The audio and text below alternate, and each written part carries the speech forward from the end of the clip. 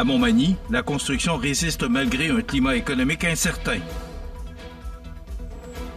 La MRC de Montmagny propulse les entrepreneurs grâce au sociofinancement. Plus de 4 millions de dollars pour dynamiser les infrastructures municipales de Côte-du-Sud.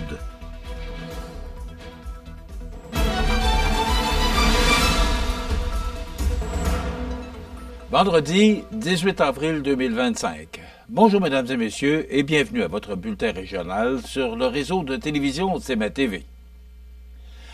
À Montmagny, le dynamisme du secteur de la construction ne s'essouffle pas, même dans un contexte économique plus difficile. C'est ce que révèle le plus récent rapport des permis de construction pour l'année 2024 déposé par le Service de l'urbanisme et du développement durable. En tout, 564 permis ont été délivrés l'an dernier, une légère hausse par rapport aux 548 de 2023. Fait marquant, alors que près de la moitié de ces permis, soit 46 %, étaient destinés à des projets de rénovation ou d'agrandissement. Cela témoigne d'un réel engagement des citoyens à améliorer leur milieu de vie et à participer à la revitalisation de leur quartier. La valeur totale des travaux déclarés s'élève à 30 millions de dollars, une baisse par rapport aux 48 millions enregistrés en 2023, année marquée par un projet d'envergure, la place Florimé. Malgré cette diminution, la Ville enregistre des gains significatifs au chapitre de l'habitation, avec l'ajout de 66 nouvelles unités de logement réparties dans 26 résidences, dont 6 multifamiliales. Dans un contexte de pénurie, cette donnée est plus qu'appréciée. Du côté industriel, la construction d'un bâtiment évalué à 3 millions de dollars pour construction HDF, ainsi que 2 nouvelles structures agricoles, viennent bonifier l'offre du territoire. En parallèle, les permis pour ouvrages accessoires comme garage, patio, pergola ou remise ont totalisé 116 demandes. La coupe d'arbres en cours avant ou en zone patrimoniale a généré 37 demandes et 19 permis de lotissement ont aussi été émis. Le maire de Montmagny, Marc Lorrain, a salué la vitalité de ses citoyens. « Je savais qu'il y avait de l'effervescence en ville, mais je suis heureux que le rapport confirme que les gens continuent d'investir malgré les défis économiques. » Il a également tenu à remercier les membres du comité consultatif d'urbanisme qui ont traité 51 dossiers en 2024, dont celui du projet particulier de construction dans le secteur des écoliers. Leur rôle est jugé essentiel pour assurer un développement harmonieux du territoire. Enfin, les citoyens ayant des projets nécessitant un permis sont invités à effectuer leur demande dès maintenant, que ce soit par téléphone ou en ligne. Soulignons que 22 % des demandes ont été faites via le portail web de la Ville, un outil de plus en plus populaire. La MRC de Montmagny continue de miser sur l'innovation entrepreneuriale en relançant sa cellule de sociofinancement, un outil concret pour appuyer les projets d'affaires audacieux. Créée en 2019, cette initiative vise à faire du sociofinancement un levier de développement économique pour le territoire en facilitant l'accès au financement pour les jeunes entreprises et les projets novateurs. Le plus récent exemple de cette stratégie gagnante est la campagne de l'UPO Sanctuaire de loups, qui marque le 3e projet appuyé par la cellule. Grâce à ce soutien, l'UPO bénéficie non seulement d'un appui financier, mais également d'un accompagnement stratégique offert par l'équipe du volet Affaires du CLD de la MRC de Montmagny. Un fonds global de 12 000 $ est actuellement disponible pour les promoteurs souhaitant se lancer dans une campagne de sociofinancement. Selon la portée du projet, qu'elle soit régionale, nationale ou internationale, les entrepreneurs peuvent recevoir entre 2 000 et 10 000 $ en soutien. Ces sommes sont destinées à améliorer la visibilité des projets à travers la création de vidéos, de matériel promotionnel et de placements publicitaires ciblés. Au-delà de l'aide financière, la MRC propose un accompagnement personnalisé pour guider les entrepreneurs dans la planification, l'analyse de faisabilité et le choix de la plateforme de sociofinancement la mieux adaptée à leur réalité. Cette approche assure une meilleure chance de réussite et maximise les retombées positives dans la région. Le sociofinancement, encore trop peu utilisé au Québec, permet à tout promoteur de solliciter le soutien de la population ou des entreprises en échange de contreparties symboliques, matérielles ou expérientielles. À Montmagny, cette méthode a déjà permis à des projets comme le bistrot d'érable de Sainte-Lucie-le-Beauregard et la Corporation Entre Ciel et Marée de Saint-Pierre-de-la-Rivière-du-Sud de voir le jour. L'élan donné par Desjardins vient renforcer cette dynamique. Grâce à une contribution majeure de 151 870 $ provenant du Fonds du Grand Mouvement et du Fonds d'aide au développement du milieu, la stratégie Montmagny, ses jeunes, ses entreprises et ses projets en innovation prend une nouvelle ampleur. Pour Nancy Labrec, directrice générale de la MRC de Montmagny, ce partenariat est porteur. Le sociofinancement peut devenir un levier majeur de développement économique pour notre région. Nous sommes très reconnaissants envers Desjardins pour sa confiance. De son côté, Julie Naud, directrice générale de la Caisse Desjardins de la MRC de Montmagny, abonde dans le même sens. Ce modèle a déjà démontré son efficacité. C'est une façon moderne et inclusive de financer l'innovation locale. La MRC de Montmagny prouve ainsi qu'elle est un moteur de changement, misant sur la créativité et la participation collective pour bâtir une économie locale forte et dynamique. Plus de 4 millions de dollars pour dynamiser les infrastructures municipales de Côte-du-Sud. On vous donne tous les détails après la pause. Le restaurant Pizzeria Porto Bellissimo, un incontournable à Saint-Jean-Port-Joli. Pizza débordante de garniture, menu varié et abordable. Délicieux desserts avec des produits de grande qualité des gâteries de l'Ami. Porto Bellissimo et les gâteries de l'Ami, route de l'église à Saint-Jean-Port-Joli. Pour bien commencer la journée, visitez votre dépanneur Ultramar Marché Express. Faites le plein de café et de viennoiserie et profitez-en pour vous gâter. Vos 3 dépanneurs Ultramar Marché Express à Montmagny, Berthier et Saint-Pierre vous accompagnent tout au long de la journée.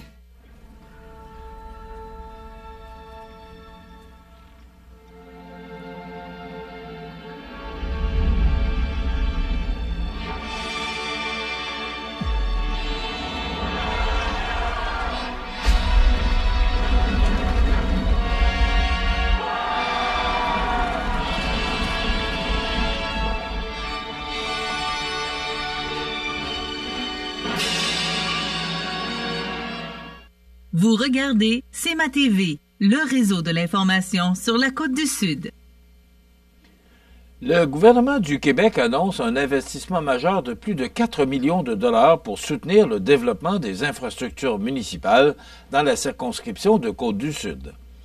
Cette somme, bonifiée dans le cadre du programme de la taxe sur l'essence et de la contribution du Québec, TEC 2024-2028, a été confirmé par le député de Côte-du-Sud, Mathieu Rivet, au nom de la ministre des Affaires municipales, André Laforêt.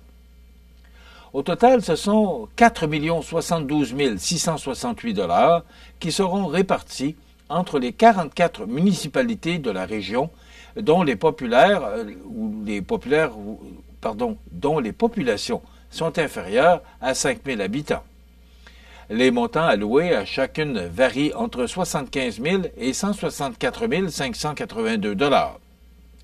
Ce soutien financier vise à permettre la construction ou la rénovation de bâtiments municipaux essentiels, qu'il s'agisse d'hôtels de ville, de centres communautaires, d'arénas ou encore de parcs publics.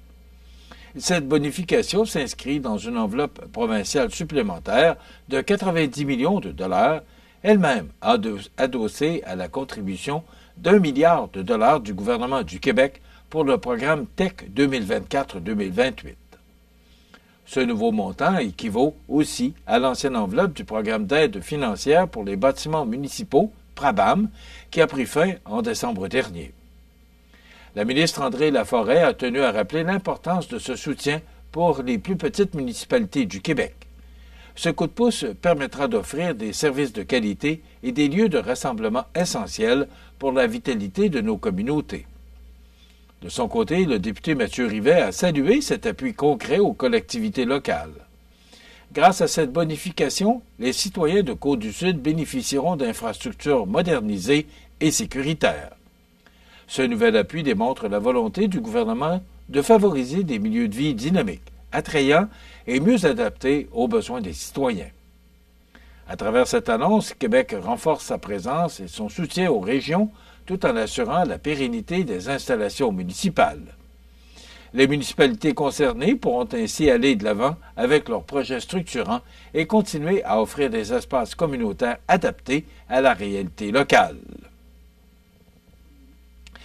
Les amateurs de bonnes bouteilles ont rendez-vous à Montmagny le jeudi 15 mai prochain alors que l'espace citoyen accueillera le très attendu Salon des vins et spiritueux de 17h à 21h. Ce grand rassemblement promet une soirée riche en découvertes et en saveurs avec la participation de 14 exposants passionnés venus faire déguster leurs meilleurs produits. Dans une ambiance conviviale, les visiteurs, âgés de 18 ans et plus, pourront savourer 6 dégustations incluses avec chaque billet vendu au coût de seulement 20 $. Organisé au profit de la Maison des Jeunes de Montmagny, ce salon est l'occasion parfaite pour joindre l'utile à l'agréable. En plus de soutenir une cause jeunesse importante, les participants pourront vivre une expérience gourmande mémorable entre amis ou en famille. Des cartes d'entrée sont encore disponibles en quantité limitée auprès des membres du conseil d'administration de la Maison des Jeunes de Montmagny ainsi que chez le bijoutier Carl Poulain. Un tel événement ne serait pas possible sans la précieuse collaboration de plusieurs partenaires locaux, dont la Caisse des Jardins, la SAQ, CMA-TV, la Ville de Montmagny, Coop IGA Extra de Montmagny et le marché Tradition de Cap-Saint-Ignace, le bijoutier Carl Poulain et LCB Construction.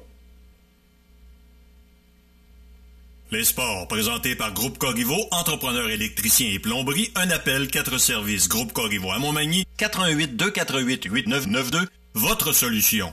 Vous avez des projets de construction ou de rénovation? Pensez Groupe Corriveau, entrepreneur électricien et plomberie. Un appel, 4 services, 88 248 8992, Groupe Corriveau à Montmagny ou groupecorriveau.com. La solution pour du travail bien fait.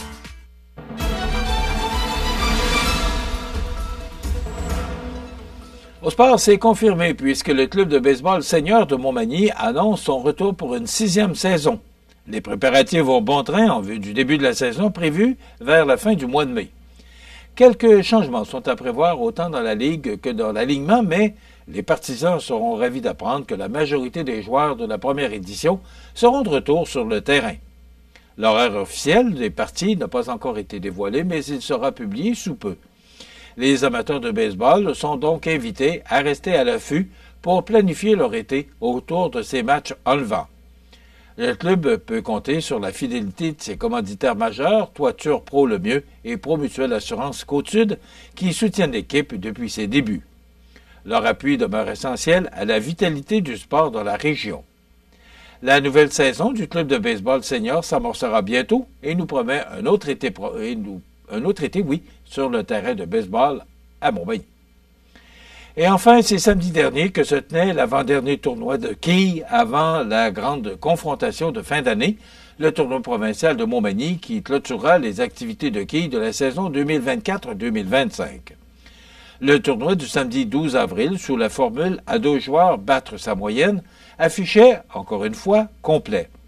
Les gagnants de ce tournoi, qui s'est disputé chaudement entre tous les participants, sont les champions, en première position, Mario Landlois et Gaston Lavoie, avec 165 quilles abattues de plus que leur moyenne habituelle.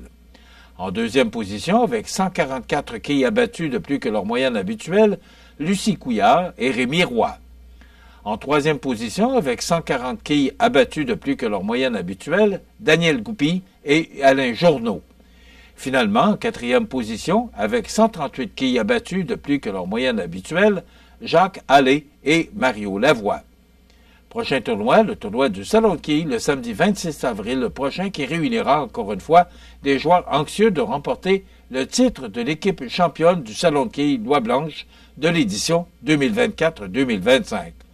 Suivra le populaire et très convoité tournoi provincial réunissant les meilleurs joueurs de partout au Québec, qui se tiendra la première fin de semaine du mois de mai et qui mettra un terme aux activités de la saison actuelle.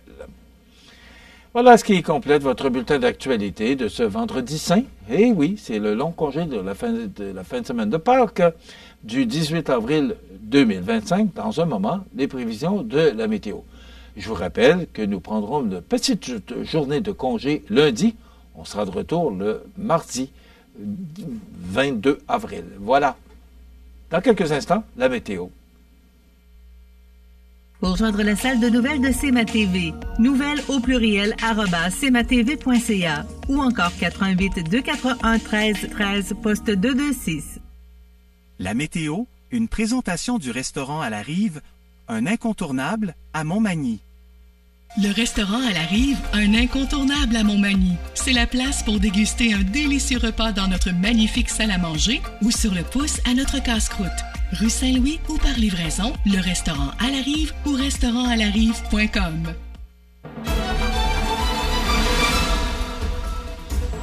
Bon, on a eu une belle journée hier, ça se réchauffe tranquillement, mais c'est long, ça tarde. On est quand même rendu à la 3e semaine du mois d'avril, et si on regarde l'image satellite ce matin, c'est beau, mais ça va s'ennuager en fin de journée. Il y a un important système là, qui va nous atteindre pour samedi. Il nous apporter passablement de précipitations sous forme de pluie, je vous le dis immédiatement.